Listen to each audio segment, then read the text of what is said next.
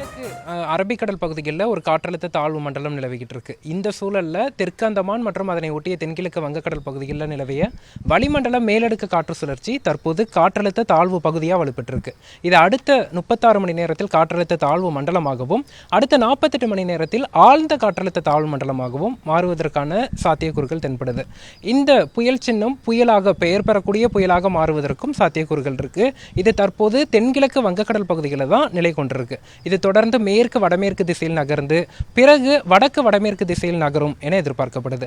குறிப்பாக இது புயல் சின்னமாக வலுப்பெறுவதன் காரணமா, அதாவது ஆழ்ந்த காற்றழுத்த தாழ்வு மண்டலம் அல்லது பெயர் பெறக்கூடிய புயலாக மாறுவதன் காரணமா இது ஆந்திரா பகுதி, ஆந்திர நிலப்பரப்பு நோக்கியே நகர்வதற்கான சாத்தியக்கூறுகள் அதிகம் தென்படுது.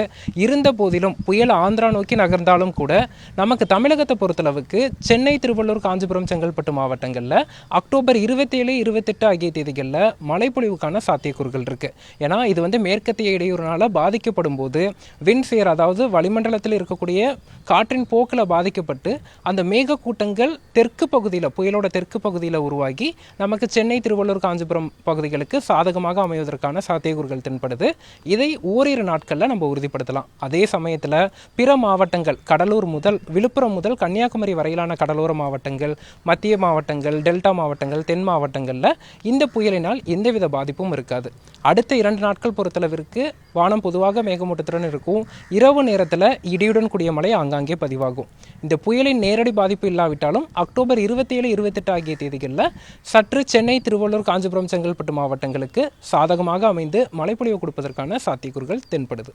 சென்னையில் எப்படி இருக்கும் மழையினுடைய இது எப்படி இருக்கும்? சென்னையை பொறுத்தளவுக்கு சற்றே இந்த ஆண்டு கூடுதல் எச்சரிக்கையும் முன்னெச்சரிக்கையும் தேவை. மக்கள் அச்சப்பட தேவையில்லை.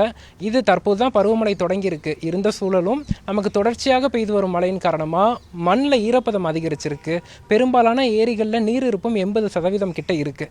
இதில் நவம்பர், டிசம்பர் மாதங்களில் பருவமழை தீவிரமடையும் போதும் புயல்கள், புயல் சின்னங்கள் சென்னையை நோக்கி நகரும் போதும் சற்றே கூடுதல் எச்சரிக்கை என்பது தேவை. அதே சமயத்தில் ரெட் அலர்ட்னு ஒன்று கொடுத்தாலே வெள்ளப்பெருக்கு ஏற்படுங்கிற ஒரு மனப்பான்மையும் மக்கள்கிட்ட இருக்குது. அது அப்படி இல்லை. ஓரிரு பகுதிகளில் 20 சென்டிமீட்டருக்கு மேலே மழைப்பொழிவு பதிவானாலே ரெட் அலர்ட் எச்சரிக்கை கொடுக்கப்படும். அது வேறு, வெள்ளப்பெருக்கு ஏற்படும் அளவிற்கு பெருமழை என்பது வேறு. இதை அறிந்து அதற்கு தகுந்தாற் போல மக்கள் திட்டமிடுவது நல்லது.